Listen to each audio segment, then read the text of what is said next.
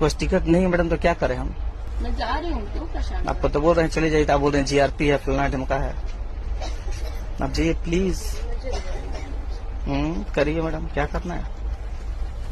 मुझे पता है मुझे परेशान करने के उद्देश्य से आप ऐसा कर रहे हैं। आपको टिकट नहीं है तो परेशान करने की क्या बात है? बस टिकट नहीं है, आप इसके पहले बिना टिकट चलते हैं हमेशा। मास्टर हैं बिहार सरकार में, आप चलते बिना टिकट इसमें है। ऐसा नहीं है, ऐसा नहीं है। टीचर हैं बिहार सरकार में, चलते बिना टिकट इसमें है।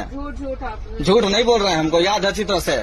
बिहार सरकार के गवर्नमेंट की एम्प्लॉय है, आप चलते हैं बिना टिकट एसी गाड़ी में। तो टिकट है तो शो कीजिए ना हमें।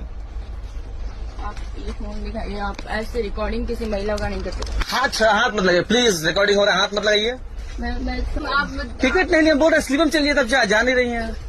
अब जाके बैठिए ना उसमें बिना जा रहे टिकट। तो क्या करेंगे? जाइए, ठीक है, हम खड़े जाइए। कब से परेशान किए जा रहे हैं? कितने टाइम से परेशान किए जा रहे हैं आप?